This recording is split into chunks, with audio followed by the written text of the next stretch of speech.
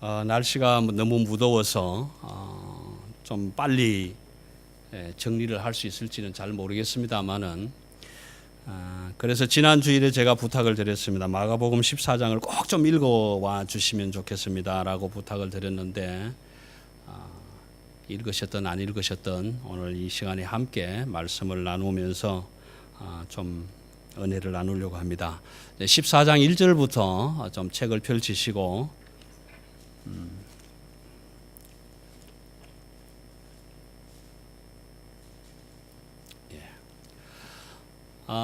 우리는 저만 그런지는 모르겠습니다만 우리는 이런 경험이 있습니다. 학생회장 선거할 때 회장 까면 안 되지만 그래도 출마한 부잣집 아들, 그래서 표 찍어준다고 그러고 짜장면은 얻어먹고 표는 딴 데 가서 찍고. 저만 그랬나? 여러분들은 정직하게 표를 찍으셨나 보다. 저는 부잣집 아이에게 가서 짜장면 얻어먹고 표는 그럴듯한 친구한테 찍어주고 그런 적이 있었거든요. 그래서 저 혼자만 이상하게 됐네요. 여러분 가운데는 함께 항상 밥을 먹을 수 있는 사람이 있습니까? 여러분 가운데는 항상 밥을 함께 먹으면서 함께 울고 함께 웃어줄 사람이 있습니까? 있으시다면 행복하신 사람입니다. 어느 누구라도 내가 언제라도 연락해서 야, 밥 한번 먹자. 그럼 아우 예.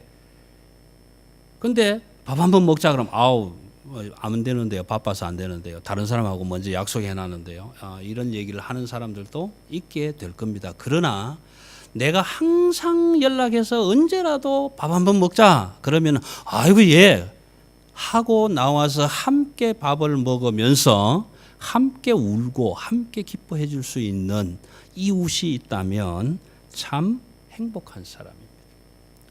오늘 14장 1절은 이렇게 시작합니다. 한 무리가 있는데, 한 패거리가 있는데 예수님을 죽일 궁리를 하는 패거리들이 소개됩니다. 제사장들과 장로들과 서기관들, 이런 사람들이 어떻게 하면 예수를 죽일 수 있을까? 이렇게 1절, 2절의 시작이 됩니다. 근데 3절부터 9절까지, 3절부터 9절까지는 1절과 2절과는 다르게 그 예수님이 이제 6월절이 한 이틀 정도 남았지만 제자들이 질문을 하지 않습니까? 예수님, 우리가 6월절 식사를 어디서 하면 좋을까요? 어디서 밥 먹으면 좋을까요? 그러니까 예수님이 나중에 설명을 뒤에서 합니다마는 제자들 중에 두 사람을 보내면서 물동이를 이고 가는 한 여인을 따라가서 얘기해 봐라. 그러면 큰 다락방을 보일 것이다. 이렇게 상세하게 설명을 해 주는데 마태, 마가, 누가, 요한 복음을 참고한다면 지금 예수님이 식사하기를 원하시는 이 장소는 나사로의 집입니다. 마리아와 마르다와 나사로가 거주하고 있는 그 집이라는 겁니다. 그 집에 이제 식사를 하시기 위해서 가서 쭉 둘러 앉았는데 한 해프닝이 일어나죠. 한 사건이 일어나게 되는데 한 여인이 마태, 마가, 누가, 요한복음에 참고한다면 마리아라고 이름이 등장하게 됩니다. 이 한 여인이 아주 비싼 300데나리온 정도 가는 나드 향유를 가져와서 예수님의 머리에 붓는 사건이 일어나게 됩니다. 그런 사건이 일어날 때에 그 중에 한 제자가, 오늘 마가는 가룟 유다라고 이름을 밝혀줍니다. 나중에. 그런데 마태, 누가, 요한 복음을 참고하면 이 이름이 누구인지는 알게 되겠지만 그 여인이 그렇게 비싼 나드 향유를 예수님의 머리에 붓는 것을 보고 이렇게 얘기를 하죠. 야, 그 비싼 것을 팔아서 가난한 자를 나눠주면 될 텐데 왜 하필이면 머리 위에다 그렇게 붓냐? 이렇게 얘기를 합니다. 근데 요한복음에 가면 누가도 그렇게 표현을 합니다만은 이렇게 얘기를 합니다. 그는 그것을 훔쳐가려고 그랬다. 다시 말하면 그것이 탐이 나서 그랬다. 300데나리온이라는 이야기는 한 데나리온은 장정이 하루 일할 품삯입니다. 300일을 일해야 살 수 있는 값비싼 향유를 깨뜨려서 예수님의 머리에 부었다. 그렇게 얘기를 하고 있죠. 그래서 그 사건을 바라보는 제자 중에 한 사람이 그 비싼 걸 왜 그 머리에다가 붓냐. 그거 팔아서 딴 데 쓰면 참 좋을 텐데. 그렇게 이야기를 했을 때에 예수님은 설명을 이렇게 합니다. 놔둬라. 그 여자가 나에게 좋은 일을 했다. 그렇게 이야기를 하시면서 내 장례를 미리 준비해 주었다. 미리 준비해 줬다. 이 말이 무슨 말이냐 하면 예수님이 예수 그리스도 메시아가 되신다라는 사건을 확정시켜 준 사건이다라고 선포하는 겁니다. 그 마리아는 향유 300데나리온 가는 향유를 버리는 것이 아니라 내가 예수님이 지금 메시아가 되는 머리에 기름 부음을 받는 대관식을 해준 것이다 라고 이야기하시면서 이 여인의 이야기가 복음이 전파되는 곳에는 어디든지 전해지기를 바라노라. 여러분, 이 여자의 칭찬을 하기를 원하는 것이 아니라 예수 그리스도가 메시아 되심을 온 곳곳마다 복음으로 전해지기를 원한다. 그렇게 말씀해 주셨습니다. 여러분, 이 이야기를 들은 가룟 유다의 마음이 어떨까요? 나는 그것을 딴 곳에 쓰고 싶어 했는데 그 여인은 아낌없이 부어들여서 예수님이 메시아가 되신다는 사건을 확정해 주었다라는 이런 비교가 되는, 그래서 예수님이 직접 말씀해 주실 때 제자였던 가룟 유다의 마음은 어땠을까라는 것입니다. 그렇게 해서 중간에 삽입된 이야기처럼 이제 다락방 하나를 얻어내는 사건을 얘기하게 되는데, 이 사건은요, 예수님이 사실은 밥을 먹기 위해서 준비해 놓았다는 것을 여실히 우리가 바라볼 수 있게 돼요. 제자들이 물었을 때 준비 안 했는데 이게 아니라 물동이를 이고 가는 여인을 따라가서 물어봐라. 그러면 큰 다락방을 보일 것이고 그 다락방에서 유월절 음식을 먹을 수 있게 될 것이다 라는 얘기를 사전에 이미 준비해 주셨다는. 다시 말하면 제자들을 위해서 밥을 한번 먹겠다고 예수님이 준비를 하시고 얘들아 밥 먹자 그렇게 말씀하실 준비를 하고 계셨다라는 것입니다.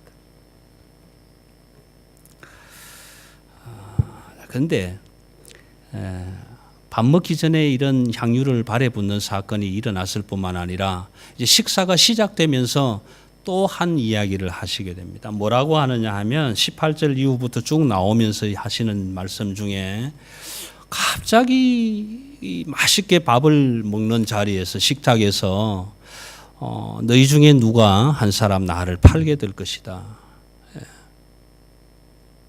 너희 중에 누구 하나가 나를 배반하게 될 것이다. 그렇게 이야기하는 거예요.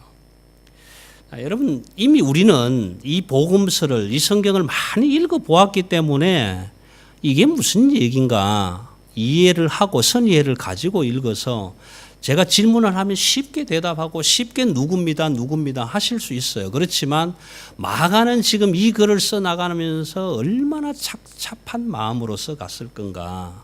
여러분, 그걸 한번 생각해 보셔야 돼요.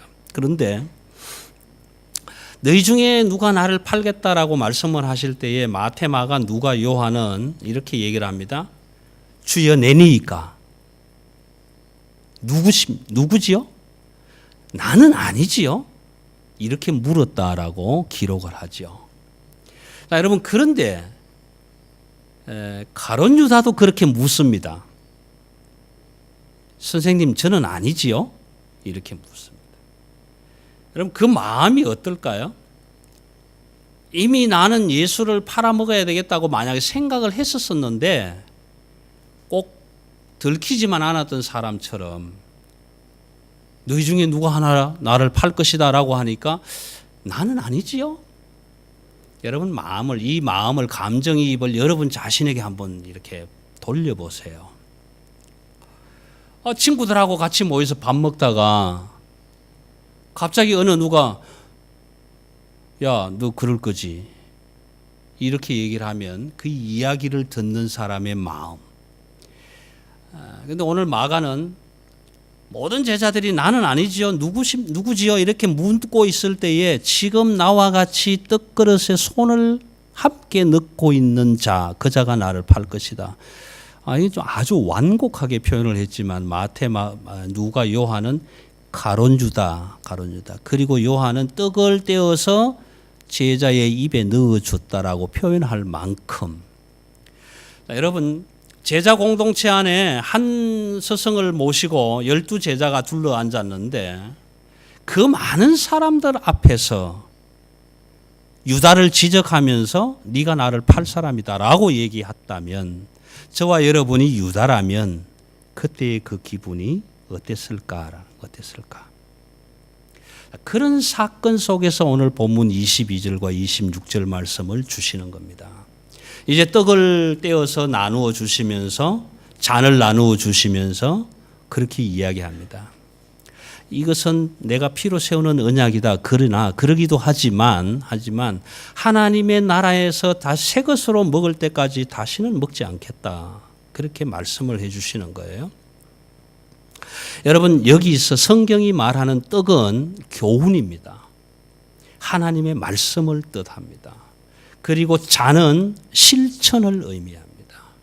그래서 이 떡과 잔을 나눠 주시면서 내가 너희들에게 한 것처럼 너희도 나가서 교회 공동체 안에서 많은 세상 속에서 이 교훈을 행하며 실천해 달라고 부탁하는 자리입니다.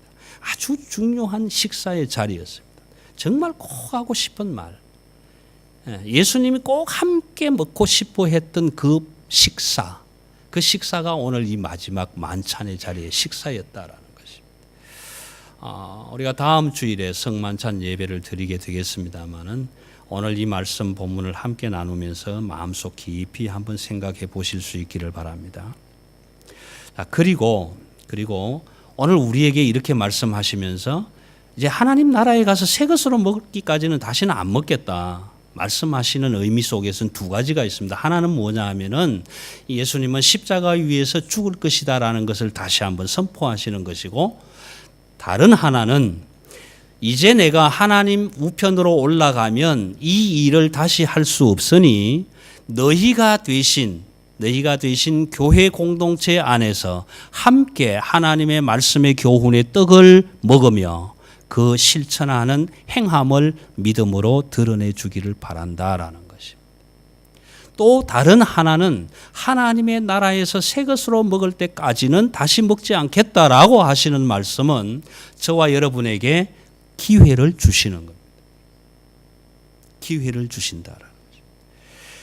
내가 하나님의 나라, 아버지의 나라에 가 있을 동안에 너희도 아버지 나라로 함께 올라와서 거기서 만나서 새 것으로 함께 먹자. 그런 이야기.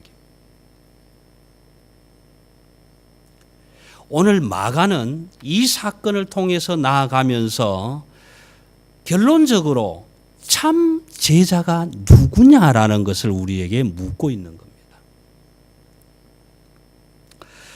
이 식사가 끝나갈 무렵에 이제 베드로에게 이런 말씀을 하지요. 네가 닭 울기 전에 나를 부인할 것이다.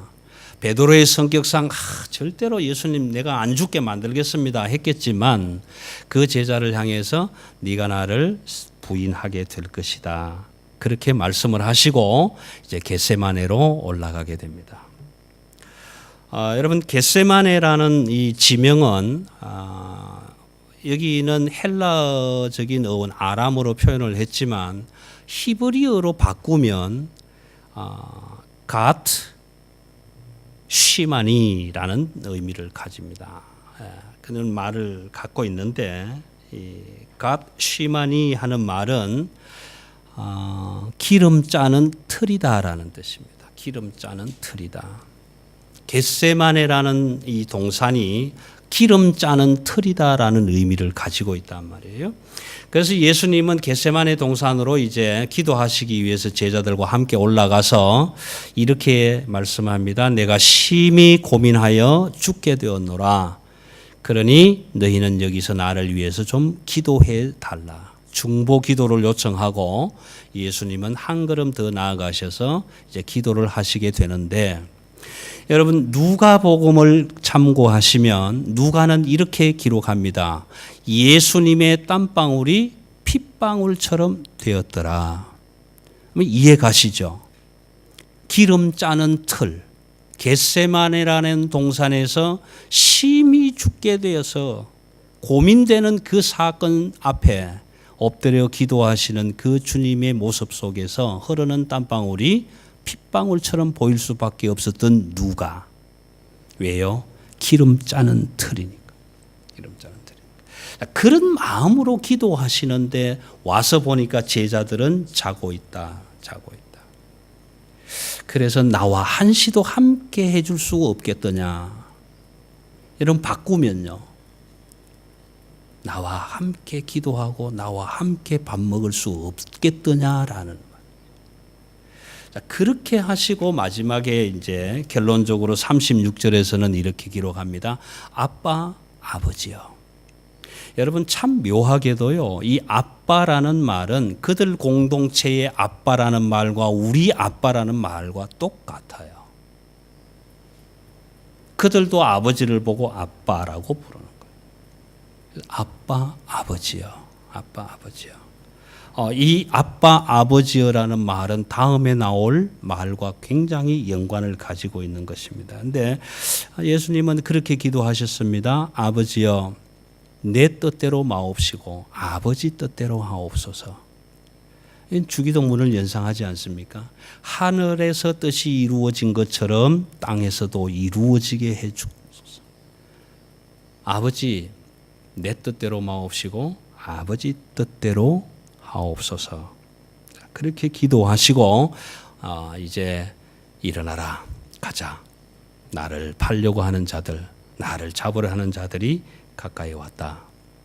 그런데 대제사장들이 예수를 잡기 위해서 군대를 동원하고 예수를 잡으러 왔지만 그들도 굉장히 두려웠다라는 것입니다. 무서워했다, 두려워했다. 그 왜 제가 이런 말씀을 드리느냐 하면, 여러분 군대들이 금과 몽치를 들고 왔는데 예수라는 한 사람을 붙잡는데 뭐 그리 두려웠겠습니까? 적어도 군대라면 적게는 오지 않았을 거예요. 많이 왔을 거예요. 그런데 그들이 오면서 뭘 해갖고 오느냐 하면 암호를 짜서 왔다. 군호를 짜서 왔다. 그만큼 두려워하고 있었다라는 것입니다. 두려워하고 있었다. 자, 이런 현상 속에서 군인들이 이제 마지같이 오고 대제사장들이 뒤에 오고 이제 유다가 나가서 라비여 편안하셨습니까? 그렇게 해서 이제 입맞춤을 나눌 때에, 여러분 여기에 이 유다의 입맞춤이라는 책 제목으로 학위 받으신 분들이 참 많습니다. 여러분도 한번 연구하시고 써보시면 참 좋을 것 같아요. 그 유다의 입맞춤의 달콤하기가 어느 정도인가, 씁쓸함이 어느 정도인가, 여러분 한번 생각해 보실 수 있을 것 같아요. 자, 그런 상황 속에서 그 다음 절에 소개되는 47절, 곁에 서 있는 한 제자 중에 하나가 칼을 들어서 대제사장의 종의 귀를 잘라버렸다. 여러분 요한복음 18장 10절에서는 이 두 사람의 이름이 바로 거론이 됩니다. 대제사장의 종인 말고라는 사람의 귀를 베드로가 칼을 가지고 잘라버렸다. 지금부터 여러분 말고가 한번 되어 보십시오. 대제사장의 명령을 듣고 군대의 앞잡이가 되어서 명령을 수행하기 위해서 예수를 잡으러 왔는데, 그 예수의 제자 중에 한 사람이 자기의 귀를 칼로 잘라버렸습니다. 그런데 누가복음 22장 51절에서 누가는 뭐라고 하나를 더 기록하느냐 하면, 예수님이 그 말고의 귀를 만져서 낫게 해주셨다라는 사건을 기록을 해요. 여러분 예수를 잡겠다고 대제사장의 군대의 명령을 받고 와서 잡아가면 될 텐데 거기서 어떤 제자 베드로가 칼을 들고 귀를 잘라버렸고, 그 잘라진 귀를 예수님이 다시 낫게 해주셨다. 여러분이 말고라면 이거 뭐지? 예수는 혹세무민하는 자요, 법을 어기는 자요, 폭력을 일으키는 자요, 그렇게 알고 잡아라고 해서 잡으러 왔는데 제자가 자기의 귀를 떨쳐버렸던 그 떨어진 귀를 다시 낫게 해주셨다. 여러분, 이 사건 이후로 말고의 이름은 나오지 않습니다. 그런데 그 말고는 어떻게 살았을까? 여러분 궁금하지 않으세요? 원수인 줄 알고 잡으러 왔는데 그 종이 자기의 귀를 잘라버렸는데, 그런데 예수님은, 내가 잡아가야 할 그 예수는 자기의 귀를 도로 낫게 해주셨다. 이런 사건 속에서 50절은 제자들이 다 예수를 버리고 도망가니라. 다 도망가니라. 그렇게 기록합니다. 여러분, 우리 본문 속에서 아버지여 내 뜻대로 마옵시고 아버지 뜻대로 하옵소서, 또 내가 너희와 늘 함께 있었는데 언제든지 잡아갈 수 있었는데 금과 몽치를 가지고 왔느냐, 이런 말씀 속에서 여러분 우리는 예수님의 신성과 인성을 바라볼 수 있어야 할 것입니다. 그리고 53절부터는 불법 재판이 시작이 됩니다. 불법 재판이. 왜냐하면 예루살렘 공의회는 밤에는 회집을 할 수 없도록 되어 있습니다. 밤에 모이는 것은 법적으로 모이는 것이 아닙니다. 그런데 제가 왜 밤이라고 말씀을 드리냐 하면 그 관정까지 따라 들어간 베드로가 불을 쬐고 있지 않습니까? 나중에 말씀드리겠지만 마가는 때를 굉장히 정확하게 설정을 해서 이야기를 하고 있습니다. 이 대제사장들과 온 공회가 예수를 죽이기 위해서 이제 공의회를 소집했는데 사실 밤에 모였다는 자체가 불법입니다. 그리고 15장 1절에 가면 새벽에 또 모이게 되는데 이 모임도 불법입니다. 그리고 공의회는 71명이라는 홀수로 되어 있는데 이것은 뭐냐 하면 어떤 의결이든지 결정을 내리기 위한 조건이 홀수로 되어 있는 겁니다. 짝수면은 반반 나눠지면은 결정이 안 나지 않습니까? 그래서 홀수로 만든 이유가 그렇게 되어 있습니다. 근데 오늘 이 모임에서는 71명 다 모이지를 못했습니다. 다 모이지는 못했지만 그 관정도 관정이 아니라 대제사장의 집들에서 모였지만 그 불법이라는 사건을 어디서 이야기해 주느냐 하면 55절에서 그들이 증거를 찾되 얻지 못하니, 증거를 얻지를 못했다. 56절에서 증언이 서로 일치되지 못했다. 59절에서 그 증언도 서로 일치하지 않았더라. 다시 말하면 적법하지 않았다라는 얘기입니다. 적법하지 않았다. 일치되지 못한 사건은 나중에 15장 16장에서 다시 한번 설명을 드리겠습니다. 자, 이렇게 침묵이 흐르는 시간 속에서 판정을 맡은 대제사장은 예수에게 질문을 합니다. 사람들이 이렇게 거짓 증언으로 얘기를 해도 네가 할 말이 없느냐라고 물었을 때에 그때 예수님은 한마디 하십니다. 인자가 구름을 타고 권능자의 우편에 앉은 것을 볼 뿐만 아니라 다시 올 것을 너희가 보리라. 자, 이렇게 한마디 하셨어요. 구약 시대 때부터 내려오는 약속의 말씀이고 메시아 증언입니다. 그런데 이 말을 하는 순간에 대제사장은 이제 이렇게 얘기를 합니다. 더 증언이 필요 없다. 그리고 옷을 찢었다.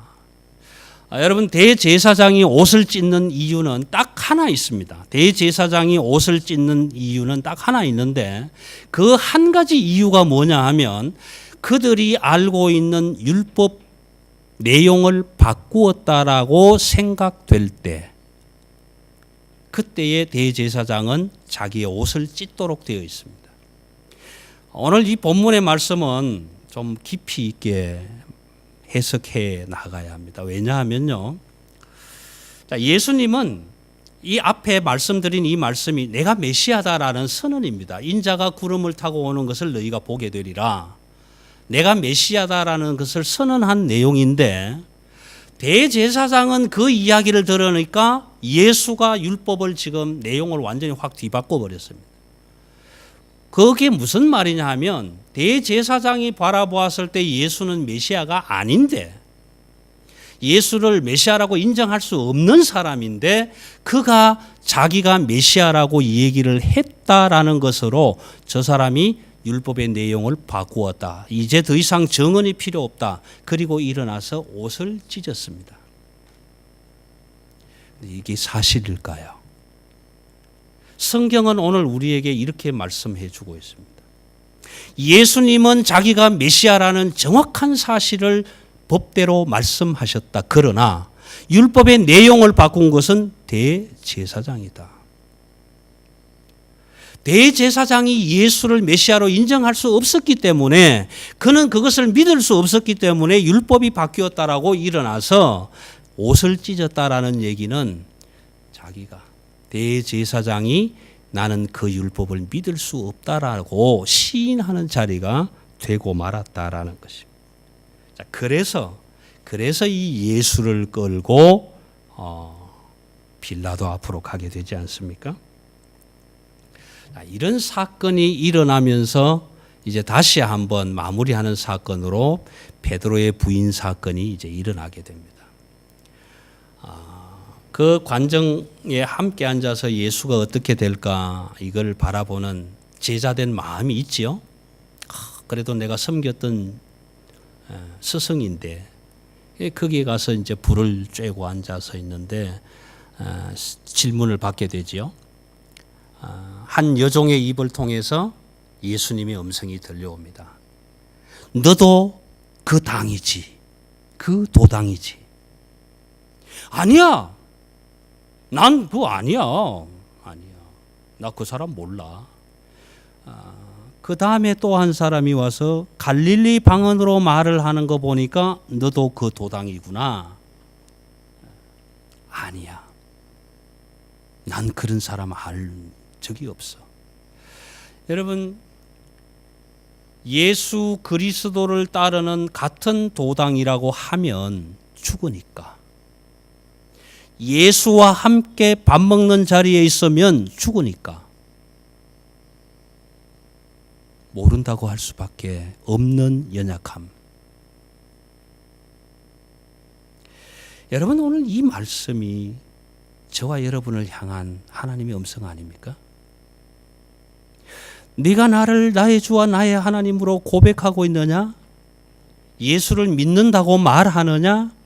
그런데 세상 밖에 나가서 너도 예수 믿는 사람이지? 라고 물었을 때 아니야, 난 그런 사람 몰라 라고 대답할 수 있는 저와 여러분의 믿음의 모습 아닐까요?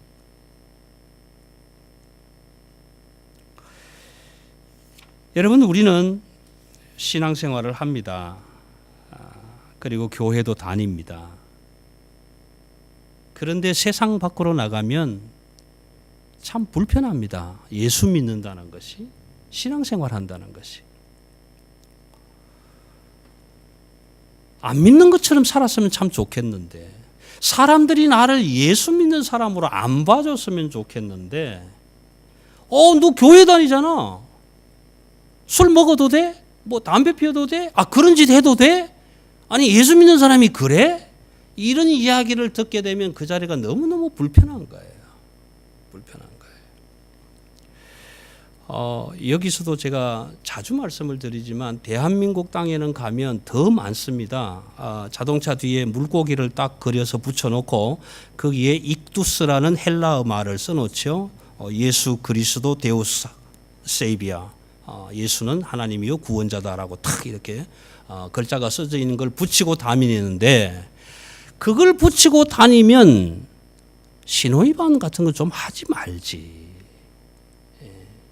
그건 붙이고 다니면서 신호위반하고 왜 그러냐고요.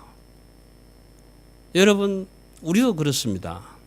교회에 나와서 예배를 드릴 때는 거룩한 모습으로 예배자인 것 같은데 밖에 나가서는 좀 그거 의식 안 하고 살고 싶은 마음이 너무 크거든요. 너도 그 도당이지 이러면 아니야, 난 그 도당 아니야 그러면서 살고 싶거든요. 오늘 이 본문 말씀 속에서 마가는 그렇다면 누가 하나님의 나라에서 그 예수님과 새로 만나서 새 포도주로 먹을 수 있는 사람일까? 누가 그 사람일까? 그 사건을 우리에게 말씀해 주고 있는 것입니다. 어떤 목사님이 저처럼 밖에 나가서 목사님 하고 자꾸 부르니까 너무 부담감이 되고 물건도 못 갖겠고 이러니까 좀 그거에서 이제 권사님, 장로님, 집사님 제발 저 만나거든 목사님 하시지 말고 목사님 하지 말라고 그렇게 이제 부탁을 하고는 어떻게 부를까요? 한번 부르는 것도 가르쳐 줘야 되는데 그 말만 하고 이제 모임을 마치고 어느 날 버스를 탁 탔는데 앞에 앉은 노 권사님이 벌떡 일어나더니 대장님! 여러분, 우리는 예수를 우리의 대장이라고 하지만 참 그 예수님을 나의 대장이라고 부르기가 좀 쑥스러워요. 세상 살면서 좀 모르고 콩나물 값도 좀 깎고 이것도 좀 깎고 이래야 되는데 물건은 참 좋은 데 앉아 있는 분이 집사님이고 거기 가서 좀 깎자니 서로 이게 쭈빗쭈빗하고 이런 부분이 참 많지 않아요? 그래도 거기서 팔아줘야 될 텐데 마음 편하려고 저 모르는 사람한테 가서 물건을 사고 10원만 깎아줘요, 100원만 깎아줘요 하는 우리의 모습 아닙니까? 오늘 이런 시대를 살아가는 저와 여러분을 향해서 교회 공동체를 향해서 말고의 기분, 가룟 유다의 기분, 베드로의 기분 그 마음을 다시 한번 생각해 보게 하시고 그렇다면 마가는 우리에게 이렇게 얘기를 합니다. 그렇다면 정말 하나님의 나라에서 하나님이 우리와 만나서 새 것으로 포도주를 마실 때까지 기다려 주신다는 기회를 주셨는데 그렇다면 그 나라에 하나님과 만나서 새 포도주로 마실 수 있는 참 제자는 누구냐 그렇게 묻고 있는 것입니다. 여러분 이건 해석이 맞는지 안 맞는지 모르겠습니다만 제가 내린 해석입니다. 51절과 52절입니다. 한 청년이 벗은 몸에 배 홑 이불을 두르고 예수를 따라가다가 무리에게 잡히매 배 홑 이불을 버리고 벗은 몸으로 도망하니라. 여러분 성경은 이 사건에 대해서 답을 해주지 않습니다. 이 한 청년이 도대체 누군지, 왜 배 홑 이불을 두르고 있었는지 어느 곳에서도 대답하지 않습니다. 그런데 마가는 그 청년이 나다. 내가 예수를 따라가다가 사람들이 나를 붙잡기에 홑이불을 버리듯이 겉옷을 벗어버리고 나도 도망한 사람이다. 오늘 이 말씀이 마가의 고백적인 말씀이라면 오늘 예수를 믿는다고 따라다니다가 죽음이라는 사건 앞에 다다랐을 때에 옷을 벗고 도망간 자가 바로 저입니다. 너는 이 시대의 대제사장이라고 가운을 입고 영대를 두르고 이 자리에 섰지만 사람들이 너를 잡아 죽이려고 너도 같은 도당이냐고 물었을 때에 가운도 벗고 영대도 벗어버리고 도망간 자가 나였습니다. 그렇게 고백하는 고백인 것입니다. 사랑하는 성도 여러분, 오늘 우리 이 현실 속에 살면서 성탄을 앞둔 이 자리에서 이제는 우리가 아버지 내 뜻대로 마옵시고 아버지 뜻대로 하옵소서. 그리하여서 하나님의 나라에 이를 때에 끝까지 하나님의 식탁에서 함께 밥 먹는 자리를 지킬 수 있게 하여 주옵소서. 오늘 예수님은 이 대강절 마지막 주일에 저와 여러분을 향하여 달려오시면서 이렇게 질문하실 것입니다. 누가 나와 함께 밥을 먹을 사람이냐? 기도하십시다.